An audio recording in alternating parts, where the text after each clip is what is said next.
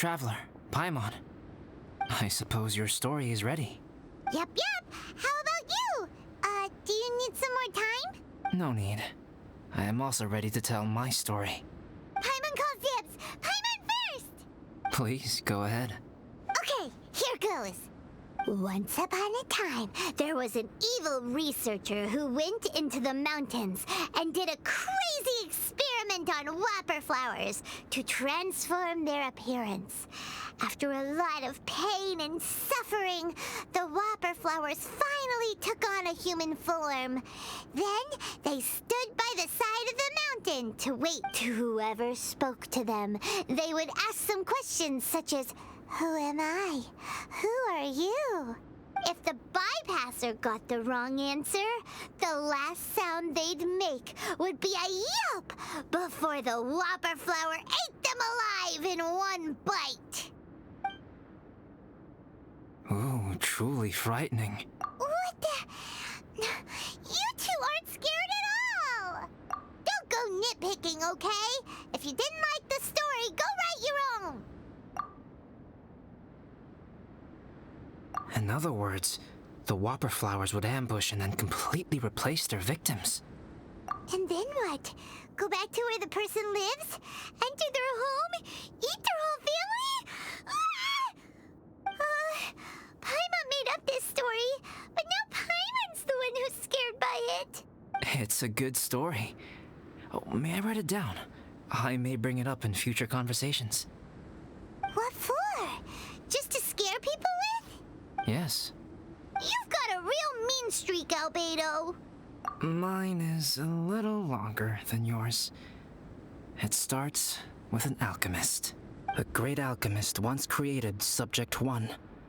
Subject 1 was her proudest achievement, and successfully blended into human society. No one ever would have thought that this friend of theirs was in fact a synthetic human. However, unbeknownst to Subject 1, the alchemist had tried the same experiment many times before he had come into being. Some of the rejects from failed experiments had been discarded, but had not died. Subject 2 was one such failed experiment. He was swallowed by a great dragon that came to rest upon a snow-swept mountain. Many years later, he was resurrected by the dragon's mysterious power. He saw all kinds of people on the mountain, including Subject 1, who had somehow miraculously blended in among them. Never in Subject 2's wildest imagination had he thought it possible for experimental life forms such as they to deceive everyone so successfully. This was what Subject 2 wanted. Now, all that Subject 2 desired was to replace Subject 1 and take the... This is giving Paimon the chills. So scary. Subject 2 began to unfold his plan. He stole Subject 1's books and notes, and studied all that Subject 1 had learned from the alchemist. Subject 2 was highly intelligent, and he learned quickly. He changed his face into an exact replica of Subject 1's face. Then, he found a plant with mimicry capabilities, and transformed it using dragon blood and alchemy. And so, not only did Subject 2 transform his own appearance to perfectly match that of Subject 1, he also created a third entity, Subject 3. What? There's 3 of them now? But Subject 2 wanted to become a perfected human. So, he erased a mark on both his and Subject 3's necks. For these marks were symbols of imperfection. In my view, it was probably a subconscious act, an instinct. He so desperately craved to become a perfect human being that he forgot something. Subject 2's plan was meticulously crafted. Subject 3 would draw Subject 1's attention. After Subject 1 disposed of Subject 3, he would assume the threat had now disappeared and would let his guard down. The next moment that Subject 1 was alone, Subject 2 would make his move. He would eliminate Subject 1 and become the only one remaining. He would secretly replace the subject one of everyone's memories and inherit his identity, residence, clothing, sword, name, and friends. People would have no idea that the individual they knew had become somebody else from one day to the next. This is way too scary. Paimon's never gonna be able to trust anyone again. But just before Subject 2 could carry out his plan, a unique stranger entered the mix. Subject 2 tried to make contact with this person, but found that they could somehow sense he was different from Subject 1. What's wrong? Are you scared? What happened then? What happened to the stranger? He became a new stage in Subject 2's plan. One more person that Subject 2 had to dispose of. It's as if there were 3 identical roses in a garden. Only one of the 3 was a fine specimen, while the other 2 were defective specimens that bore poisonous thorns. In all the world, only the gardener who tended to them could tell which was the good specimen. People do not like poisonous plants. Only a perfect rose can fetch a high price.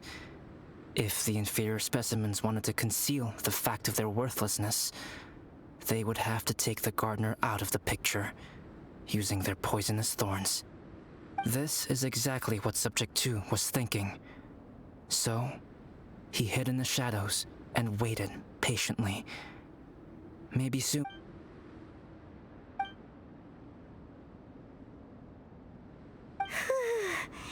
That was intense! So what happened after that?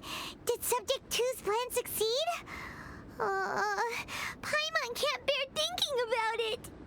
Fortunately, it is just a story. And even in this story, Subject 2 did not succeed. But you can never let your guard down on Dragonspine. Monsters mutated with Durin's power and blood are also creatures of Rhine-Daughter, just like me. You must beware of all such creatures. I'm glad to hear that. It's okay. I know what I am. You and I are both different, so there is no need for me to hide the truth from you. The only thing is that sometimes, when I think about how mighty the power of alchemy is, I feel so small. As beings who set foot in this world, how arrogant are we in desiring to control our destiny and in desiring to create? Is creation an arrogant act, traveler? If not, why do we call the ones that created us and control us gods? If it is, then what qualifies us to call ourselves creators? How far must we take our reverence and respect, and what purpose does it serve? Nothing special, but whenever I think about it, I feel a twinge of grief. Poor Albedo. Hello? Traveler? Are you here? Hey, is that Amber? Thought we might find you here. We're here to deliver a message from Cyrus. There's gonna be a big event down at the base camp, and they want you there too, Traveler. Winter camp is nearing its end. Apparently, even provisional instructors are required to attend. Looks like we need to go, Albedo. Bye for now. Then I won't keep you. I have some things to attend to here, so forgive me for not seeing you down. Don't worry about it. There have been no issues getting up and down the mountain recently. Is everyone ready? Let's not keep them waiting.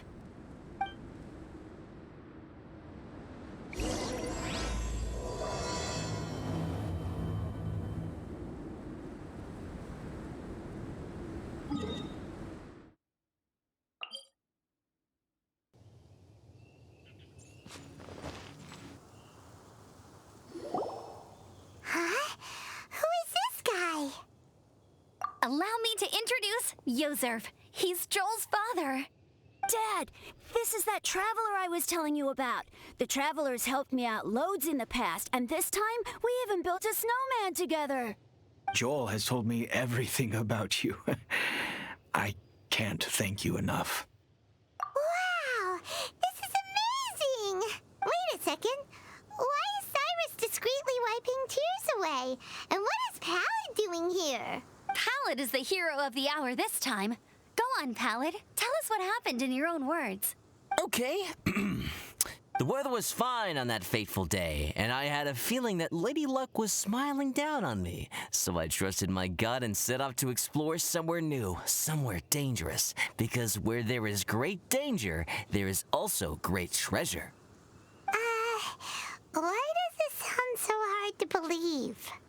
But I had only been away from the group for a short while when I fell down a slope and just started rolling. Uh-oh. Did my bad luck rub off on him when we ran into each other on the mountain? The place I fell to was somewhere I didn't recognize, and I'd sustained a few injuries. I remember thinking to myself, this is the worst luck I've ever had in my whole life. Then I met Yoserv. He'd heard the sound of me falling and came out to see what was going on. Huh? Wow! So it was completely by chance then! I thought he must have been someone from the Adventurers Guild here for the event, but after a few words of conversation, it was clear that he was having memory problems. He didn't even know his own name. The temperature was freezing, and there was no time to deal with all that there and then, so I convinced him to come back to the camp with me and figure everything else out after we got there. We got back to the camp, ran into Joel, and the moment he saw him, he froze for a second with this completely stunned expression on his face, and then he started crying out, "Dad! Dad!" That's when Yoserv suddenly started to remember. My memory has still not fully recovered, but Joel and his mother, they are the only ones that I will not know that I... Daddy. Daddy's right here, Joel. Daddy's right here. Yoserv, don't you remember anything else at all? The poor princess, feeding the foxes? I'm sorry. I have no recollection. Maybe it's because of the head trauma. I woke up and found myself covered in blood. My things were gone, and there was nothing to indicate who I was or how I got there. I crawled into a cave and settled in for a slow recovery. After my legs and feet were a little better, my hunting skills were what kept me alive. Dad, I was so worried about you. I'm all right now, Joel. Oh, don't cry. Daddy's not going anywhere. I'm here to stay. Oh, this is good. This is good. You know what, though? I definitely think my luck got worse after running into Benin on that mountain. I knew it. I just... No. I just meant if it weren't for you, there's no way I ever would have run into Yoserv on a mountain this huge. Besides, we got back safely, didn't we? So don't blame yourself. Maybe sometimes miracles can only happen when you get just unlucky enough. Pallid. When did you become such a smooth talker, huh? Huh? Am I? I was just telling the truth. Oh, yeah. I want to say thank you to the Traveler, Uncle Cyrus, Auntie Eula, and Auntie Amber. Thanks, everyone. You all helped look after me, and I will always remember it. But I guess I can't take the snowman with me, or it'll melt once it leaves Dragonspine. It's such a shame. Oh, I can help with that. One moment. Huh? Eula? Here, take this. It's powdered rime. Just add it to your snowman, and it will never melt. Wow! Really? Oh, this is awesome! You're the best, Auntie Eula! Dad, I have an unmeltable snowman now! How cool is that? How can I ever repay you all? Thank you all. Thank you from the bottom of my heart. Dad, I want to go move the snowman. Can we do it now, please? Okay, I'll be leaving with Joel now. I'm sure I'll see you all another day. Very well, very well. It's time for Pallid and I to have another discussion concerning his breaches of adventurer discipline. Huh? Cyrus, I think I kind of made up for my mistakes this time, you know? See you guys! Oh, I made this for you and Amber. Think of it as a winter souvenir. Aw, are you sure? This must be really important to you. Come on now, just take it. No need to make such a fuss. Wow! Now our snowman won't melt either! Great! You're welcome. Just keep it, that's all I ask. Amber and I have some business to attend to now. See you later. See you!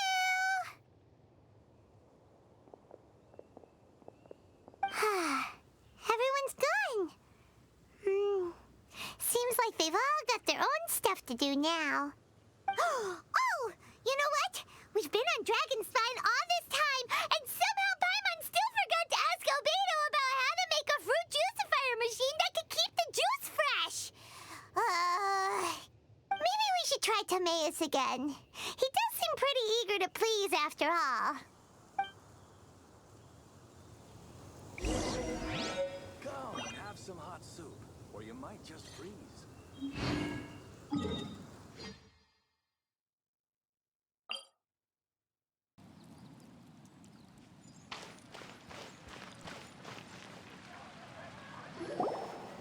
Timaeus! Traveler and Paimon, what can I do for you? Wait a minute. You've got that mischievous look on your face. Oh, you're not still thinking about that ridiculous juicer thing, are you? Timaeus, will you help us? Well, if the Traveler isn't really interested, then, yeah, maybe I'll give this one a pass. It's just the weirdest request ever. No, but Paimon's Sunsettias are gonna go to waste without it. And the time it would take me to research something like that, I could probably pick those Sunsettias again 10 times over. New research project, Timaeus? We meet again. Oh, Albedo, thank goodness. So the situation is, Paimon wants a machine that can turn fruit into juice and keep the juice fresh. I mean, surely it's... Majorly important, that's what it is. If you can manage to invent this, we'll never have to worry about fruit going bad ever again. That's impossible.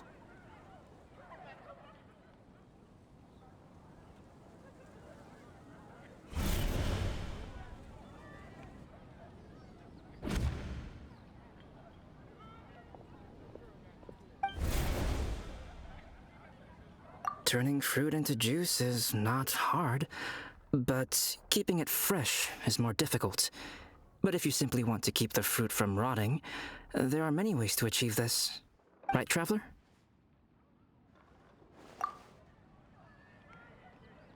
What about his neck? What's wrong? Is there something on my neck? From the look on your face, it's as if you thought I just played a practical joke on you that was in exceedingly poor taste. Albedo, you were saying, how do you stop fruit from going bad? Well, one way would be to bury your fruit on Dragonspine, where the snow never melts all year round. But then Paimon won't be able to eat them! You could always live on Dragonspine. No, too cold for Paimon. Or you can give the fruit to me, and I would take it to Dragonspine for you.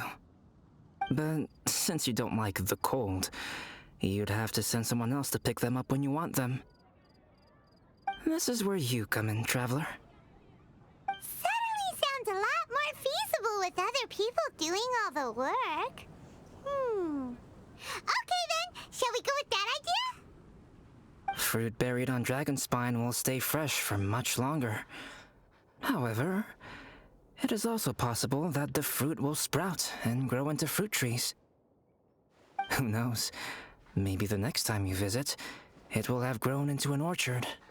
You can water the trees, add fertilizer, and when they finally bear fruit, you... No way! Then Paimon will have to be a gardener! That's not the goal here. Oh? Well, I don't think being a gardener is so bad.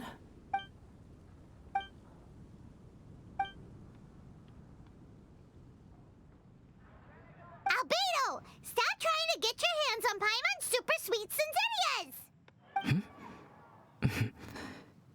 bothers you, does it? Of course it bothers Paimon! They are the rarest, super-duper sweetest Cenizas ever! And they're not for you! Okay, but they're just cenizas. I think you're only so attached to them because you don't have much fruit of this quality in your possession. When someone's pockets are full and their spirit is fulfilled, they don't easily fall prey to this kind of yearning. Really?